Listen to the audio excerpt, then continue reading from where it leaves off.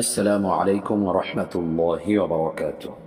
ইন্নাল হামদুলিল্লাহ ওয়াসসালাতু ওয়াসসালামু আলা রাসূলিল্লাহ। সম্মানিত দিনী ভাইরা, অনেকেই জানতে চান গায়রত কি। গায়রত হলো সাহাবীরা তাদের স্ত্রীর নাম পর্যন্ত পরপুরুষকে বলতো না। হ্যাঁ, এটাই হলো গায়রত। একজন গায়রতহীন পুরুষ বড়ই ভয়ঙ্কর। এখনকার সময়ে পুরুষদের গায়রত থাকবে তো দূর, তারা তাদের স্ত্রীর বেপরদা ছবি পর্যন্ত ফেসবুকে আপলোড দেয়। আল্লাহুম্মা গফিরলি, আল্লাহ তাআলা আমাদেরকে ক্ষমা করুক। আমাদের মস্তিষ্ক আজকে কেমন হয়ে গেল। যদি একটি ঘটনা বলি, একদিন এক ব্যক্তি আলী ইবনে আবি তালিব রাদিয়াল্লাহু আনহুকে জিজ্ঞাসা করলেন তার স্ত্রী কেমন আছে। তিনি উত্তর দিলেন, যদি তোমার রক্ত হালাল হতো তাহলে আমি তরবারি দিয়ে তোমার মাথা কেটে ফেলতাম। আল্লাহু আকবার! কেমন গায়রতবান পুরুষ ছিলেন সাহাবায়ে কেরাম রাদিয়াল্লাহু আনহুগণ। যদি আরো একটি ঘটনা বলি আপনাদেরকে, মক্কার এক মুশরিক তার উটকে জবেহ করে দিচ্ছিল। তখন তাকে জিজ্ঞেস করা হলো, আপনি উটটি জবেহ কেন করলেন? টাকার প্রয়োজন হলে বিক্রি করে দিতে পারতেন।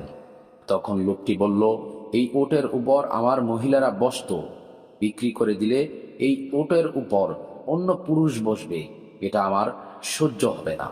সুবহানাল্লাহ, আল্লাহু আকবার! তাই এই উটই আমি রাখবো না। একজন মুশরিক হওয়া সত্ত্বেও তার কত গায়রত ছিল। আর আমাদের ভাই বোনদের আজকে কি অবস্থা, আল্লাহ তাআলা হেফাজত করুক। আস্তাগফিরুল্লাহ। গায়রতহীন পুরুষরা সবাই দায়ুস। রাসূলুল্লাহ সাল্লাল্লাহু আলাইহি ওয়াসাল্লাম বলেছেন, তারা জান্নাত তো পাবেই না, জান্নাতের গন্ধও পাবে না। প্রিয় ভাইরা, প্রিয় বোনেরা, ওয়াল হায়াতুদ দুনিয়া ইল্লা মাতাউল গুরুর।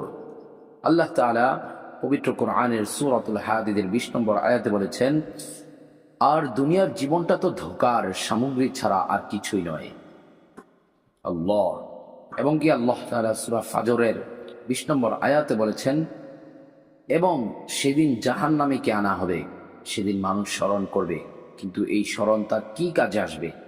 স্ত্রীকে সাথে নিয়ে বন্ধুদের সাথে হাসি তামাশা আড্ডায় ব্যস্ত থাকে, বউয়ের চুল দেখা যাবে, তাতে কষ্ট পাবে তো দূর, বিয়ের সময় বন্ধুকে নিজের বউকে দেখিয়ে পরে আবার শোনে, মেয়েটা কেমন রে।